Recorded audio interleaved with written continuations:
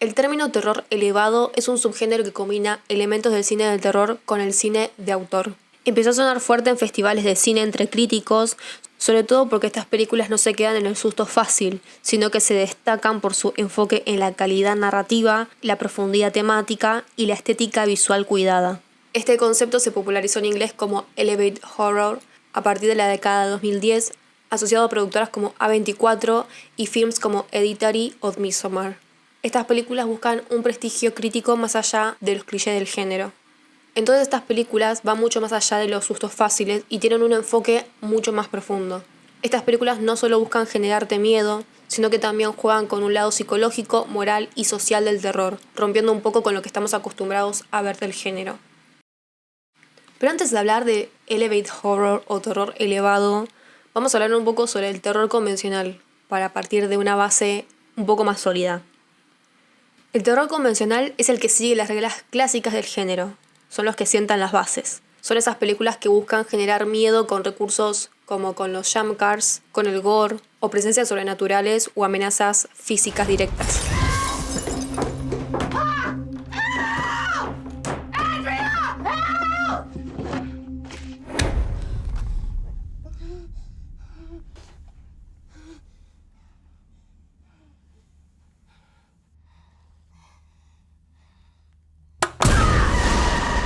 Incluyen subgéneros como el horror paranormal, que se basa en la existencia de seres sobrenaturales, y el slasher, que se enfoca en un asesinato en serie. En las películas clásicas del cine de terror tenemos algunas que se destacan como Drácula, El monstruo de Frankenstein.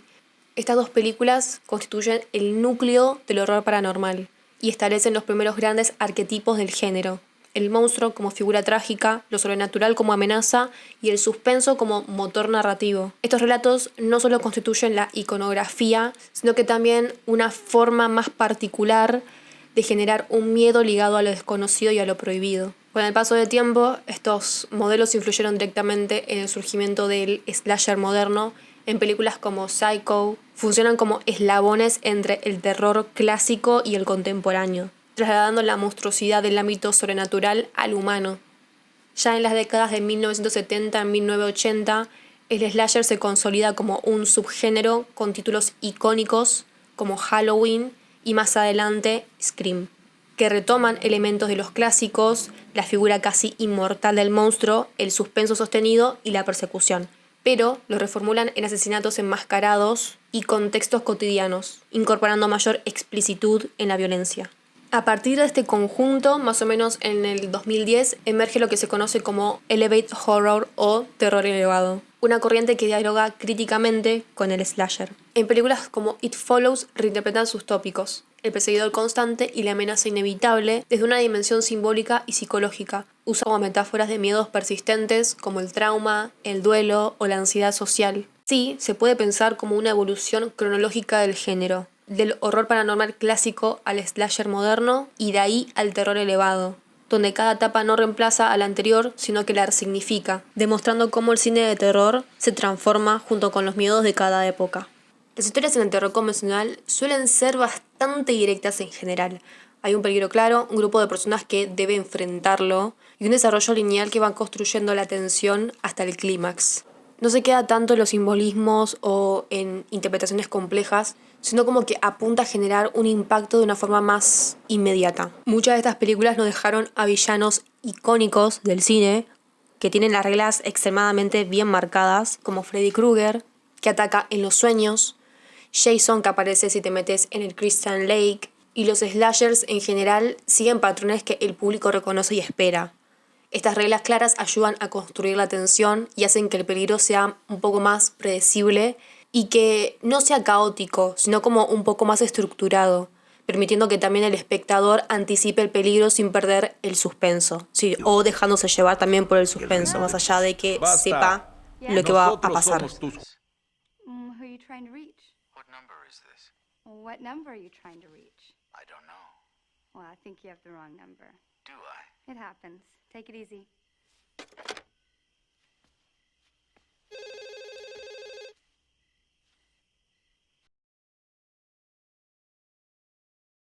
Estas reglas hacen que el miedo no sea como solamente, bueno, aparece el asesino o un monstruo y te mata.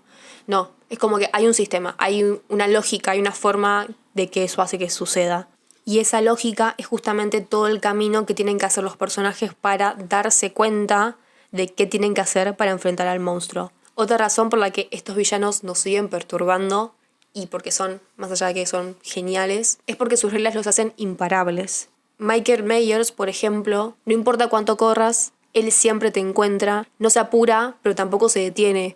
Por otro lado tenemos a Pennywise the It, que no puedes escapar de él porque siempre vuelve cada 27 años. Y cuando aparece se alimenta justamente de tu mayor miedo. Y acá es donde el terror convencional y el terror elevado toman caminos distintos. Mientras que los villanos clásicos tienen reglas más claras, en películas como Hereditary, La Bruja o And It Follows, el terror es más ambiguo. No siempre sabes qué está pasando, no hay un manual de así es como funciona el monstruo o así es como funciona la cosa. En It Follows, por ejemplo, la única regla es que la entidad te sigue hasta que se la pases a otro, pero su origen y su lógica son un misterio. Este tipo de terror busca incomodarte de una forma, haciéndote sentir que no tenés el control sobre lo que pasa. Desde siempre, el terror convencional giró alrededor de personajes que solo tienen una misión: seguir vivos. No hay tiempo para filosofar sobre el miedo, no hay subtextos complejos. Es simple, el asesino está suelto, si no corres, no la contás. Este tipo de historias funcionan porque activan un miedo básico del espectador. ¿Qué haría yo si estuviera en esa situación? Laurie Strode, en Halloween, su única opción es escapar de Michael Myers y encontrar una forma de defenderse. Cindy Prescott, en Scream, alguien quiere matarla, pero para sobrevivir tiene que entender las reglas simples del slasher. Pero a veces la historia no solo termina con un correr y listo, ya estoy salvada de por vida. A veces el miedo se transforma en algo más, en una sed de revancha. Las películas de terror usaron la venganza como un giro clave en muchas historias, convirtiendo a las víctimas en cazadoras. Por ejemplo, lo que le sucede a Nancy Thompson. Freddy la atormenta en sus sueños, pero ella no solamente quiere sobrevivir, sino que quiere derrotarlo en su propio terreno. Sarah, en Descendant, lo que comienza como una historia de supervivencia en una cueva habitada por criaturas, deriva en una violencia personal atravesada por el duelo y la traición. Jennifer, en Escupiré sobre tu tumba, en un caso extremo donde la protagonista no solo sobrevive, sino que toma el control y se cobra justicia por su cuenta. Cuando el terror gira hacia la venganza, el rol del protagonista cambia. Ya no es solo alguien que quiere escapar, ahora quiere hacer pagar a su agresor. Y eso convierte a la víctima en una figura mucho más poderosa dentro de la historia. Este tipo de historias nos dejó uno de los elementos más reconocidos en el terror convencional: la Final Girl. Este personaje que sobrevive hasta el final aprende a enfrentar al villano y muchas veces es la única que entiende realmente el peligro. Representa la evolución más clara de la víctima dentro del cine de terror. No es simplemente quien logra sobrevivir al final del relato, sino que atraviesa un proceso de transformación. Empieza desde una posición de vulnerabilidad, marcada por el miedo y la amenaza constante, pero a medida que la historia va avanzando, aprende a leer el peligro, anticiparlo y finalmente a enfrentarlo. En este punto el terror deja de ser solo una experiencia de persecución huida. La Final Girl o la chica final cambia las reglas del juego. Ya no corre únicamente para escapar, sino que decide enfrentar al villano de una manera más directa. Este enfrentamiento implica un desplazamiento de poder dentro del relato. Esta transformación convierte al miedo en una herramienta. No niega el terror ni lo elimina, sino que lo incorpora como motor de supervivencia y resistencia. Su victoria no siempre es total ni definitiva, pero sí simbólica. Demuestra que el horror puede ser enfrentado. Y bueno, de esta manera la Final Girl funciona como una figura de pasaje entre la víctima y la heroína. En el cine de terror actual, la idea de supervivencia y venganza ya forma parte de la historia, pero a veces la desarman o la presentan de una forma menos predecible. En Midsommar, por ejemplo, la protagonista no sobrevive escapando del horror, como en el terror clásico. En cambio, atraviesa su duelo de manera extrema y rompe con su vida anterior de forma radical. Es decir, su venganza, entre comillas, no es física, sino emocional. En It Follows, la protagonista nunca puede derrotar realmente a la entidad, solo intenta pasársela a otro. Y en Hereditary directamente no hay escapatoria, por más que los personajes lo intenten. Y si hablamos de terror convencional, hay algo que no puede faltar: sangre y en exceso. Mientras algunas películas construyen el miedo a partir del suspenso, la sugerencia o aquello que permanece fuera de campo, otras eligen una estrategia opuesta: exponer el horror de manera directa, sin mediaciones ni sutilezas. En estos casos, la violencia gráfica se convierte en un recurso expresivo clave.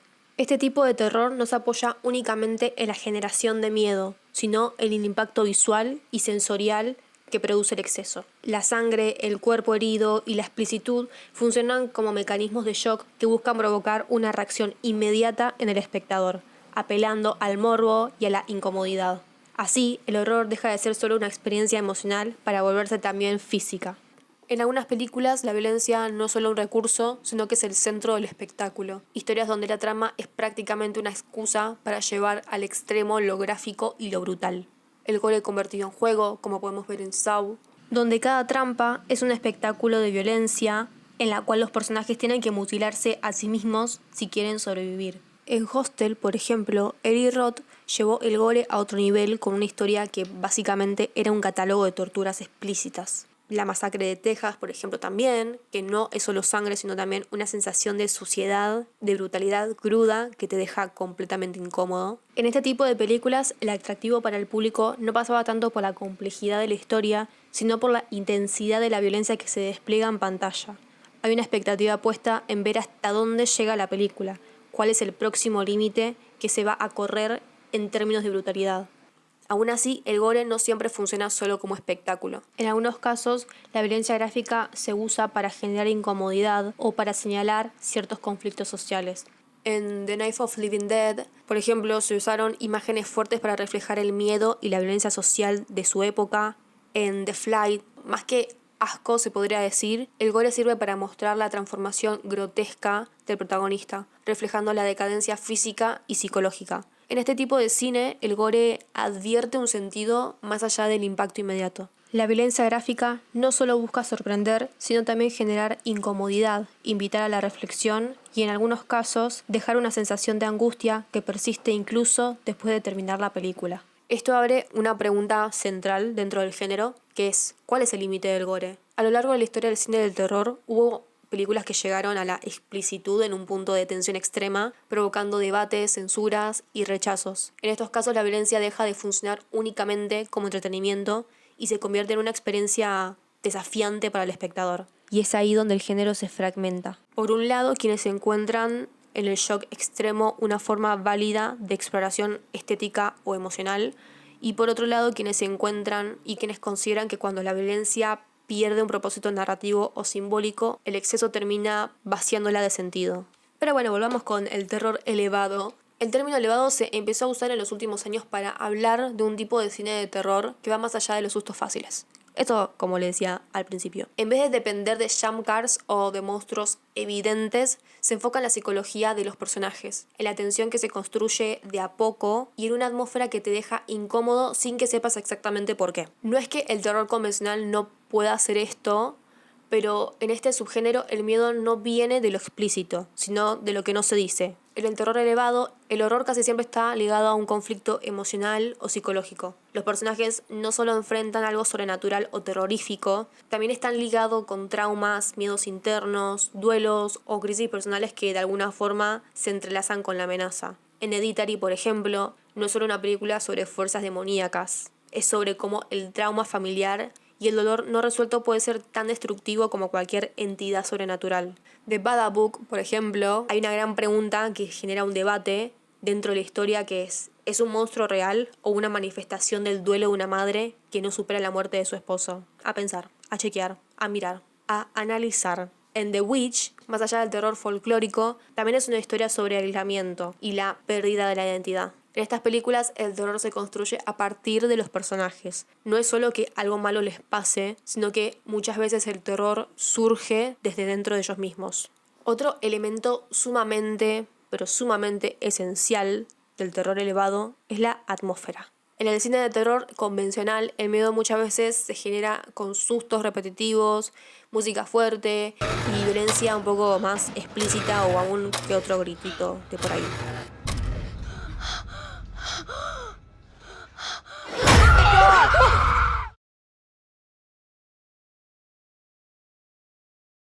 En cambio, en este subgénero, el terror es más una sensación que un golpe visual o auditivo. ¿Me explicó? Cada escena está pensada para que sientas que algo está mal. Algo que no puedas decir exactamente qué, algo está mal. Se juega con la iluminación, el silencio, los planos largos y una música que más que asustar, incomoda. En Midsommar, otra vez volvemos con Midsommar, perdón, es que es una película muy buena y es un ejemplo clarísimo de esto. Tenemos un festival lleno de colores sumamente brillantes, divino, todo precioso, pero que al verlo y habitarlo un poquito se siente algo tan perturbador como las más oscuras de las películas de terror. En It Comes at Night, la amenaza nunca se ve del todo, pero la tensión y la paranoia crean un clima opresivo. Si vieron estas películas, podrán confirmar que el miedo no es algo que explota de golpe. En las mejores películas de terror casi siempre tienen algo más por detrás. No importa si son de asesinos, de fantasmas o de criaturas extrañas, muchas veces el horror o el terror es una de las excusas para hablar de algo mucho más profundo. Y en el terror elevado esto se vuelve sumamente central. No es solo un subtexto, es la base de la historia. Volvemos con Hereditary. No es una película sobre lo paranormal. Esta es una historia sobre el duelo, sobre cómo la tragedia familiar se hereda y se convierte en una maldición inevitable. The Babadook representa la depresión y el duelo que consume a una madre que no puede superar la muerte de su esposo. Y por ejemplo en estas películas el miedo no es algo externo, sino es algo más interno. Es como un reflejo de la psiquis de los personajes y muchas veces de los miedos que compartimos como sociedad. Dos de estas temáticas más recurrentes en el terror elevado son el duelo y la culpa, porque no hay nada más aterrador que no poder escapar de nuestro propio pasado. En Midsommar, por ejemplo, otra vez, ya repesada, más allá de la violencia y lo perturbador y todo lo que mencionamos antes, la historia de Dani es de alguien atrapado en un duelo profundo, buscando pertenencia en el peor lugar posible. En The Others, por ejemplo, justamente un ejemplo de cómo la culpa puede convertirse en un horror insoportable. Y en El Orfanato tenemos a una madre enfrentando la pérdida de su hijo en una historia donde el dolor es tan grande como el misterio. Como ya vemos, el terror elevado usa estas emociones para crear un miedo más real y más tangible. Porque, ¿qué pasa cuando el verdadero horror no es algo que puedas matar o escapar, sino algo que llevas dentro? El terror también puede ser una herramienta para hablar sobre los problemas del mundo real. En lugar de mostrar directamente el horror de la sociedad, el terror elevado lo transforma en metáfora, en símbolos que representan temas más profundos. Por ejemplo, en Déjame salir, no es solamente una historia de horror o terror, sino que es más una crítica sobre el racismo moderno disfrazado en buenas intenciones. Us habla sobre desigualdad y dualidad, mostrando literalmente el reflejo oscuro de una sociedad que ignora a los que están abajo. Y también tenemos a It Follows, que toma la metáfora sobre la ansiedad, las enfermedades y la inevitable persecución del pasado. A través del miedo, estas películas nos obligan a enfrentar verdades incómodas. Nos hacen preguntar qué pasa si el verdadero monstruo no es lo que vemos en pantalla, sino nosotros mismos. Otro tema de los más explorados en el terror elevado, básicamente, es la fragilidad de la mente humana. La paranoia, la locura, la percepción distorsionada de la realidad. Y muchas veces estos elementos son los que generan el verdadero miedo. The Black Swan, por ejemplo, dónde termina la realidad y dónde empieza la obsesión. La mente de la protagonista se convierte en su peor enemigo. En The Lighthouse también tenemos a dos hombres atrapados en un faro, perdiendo la cordura de a poco. Enemy no es un terror en el sentido clásico, pero juega con la identidad, la mente y el miedo de no saber quién realmente sos. Cuando el terror se mete en la mente, no hay escapatoria. No hay monstruos que matar, no hay cosas embrujadas de las que huir, porque el horror está en vos. Si pensamos en el terror clásico, la imagen suele ser un poco más funcional. Oscuridad, sombras intensas, cámaras en movimiento que siguen la acción, cortes rápidos para los sustos. Como que la prioridad es generar un impacto más inmediato. Pero el terror elevado juega otra carta. Sus directores tratan cada plano como una pintura, cada escena como una obra de arte en la que todo tiene un propósito. No es solo lo que vemos, sino cómo lo vemos. En Hereditary, por ejemplo, la casa de los protagonistas se siente como una maqueta, con planos fijos, simétricos, que refuerzan la idea de que los personajes están atrapados en algo que no controlan. En The Witch, por ejemplo, también usan una luz natural y encuadres inspirados en pinturas del siglo XVII para hacer que todo se sienta aún más real, casi como documental. Y en Midsommar, a diferencia del terror tradicional, donde la oscuridad es clave, acá el miedo ocurre a plena luz del día, en paisajes hermosos pero inquietantes. Lo que tienen estas películas es que construyen un mundo visual que atrapa, incluso cuando no querés estar ahí. El cine de terror suele asociarse con sombras profundas, paletas frías, colores desaturados, pero el terror elevado muchas veces rompe con esto. Ari Aster, Robert Eggers o Jordan Peele juegan con una iluminación y el color para generar una sensación de inquietud que va mucho más allá de los clichés de lo oscuro y lo sombrío. En Midsommar, volvemos otra vez, colores brillantes, cielo despejado, flores en cada rincón y sin embargo, a pesar de todo eso, de todas formas se genera una sensación de amenaza constante. En Suspira se usa una paleta de colores intensos, casi oníricos, que refuerzan la sensación de estar en una pesadilla. Us, por ejemplo, contrasta sombras profundas con rojos intensos, creando una atmósfera perturbadora sin necesidad de recurrir a la oscuridad total. Otra característica clave del cine de terror elevado es su forma de encuadrar la acción, mientras que el cine de terror más convencional suele tender a usar movimientos en cámara frenéticos para generar tensión. Acá se juega más con la simetría, se podría decir. Planos más largos, más composiciones que refuerzan la sensación de desequilibrio. En el cine de terror tradicional, el sonido es clave para los sustos. Violines estridentes, golpes de sonido, gritos repentinos. En el terror elevado, el sonido se usa de otra manera. Muchas veces es más sutil, más un poco atmosférico, obligando al espectador a escuchar cada pequeño ruido. En The Witch, por ejemplo, se usa una banda sonora basada en susurros y coros tenues, creando una sensación de opresión constante. Si lo pensamos, el cine de terror siempre tuvo películas con profundidad temática, buena cinematografía y una construcción cuidadosa del miedo. El Exorcista, Resplandor, Carrie, La Cosa, todas son películas anteriores al auge del terror elevado y ya trabajaban con una estética cuidada y temáticas profundas. Pero entonces, ¿qué cambió?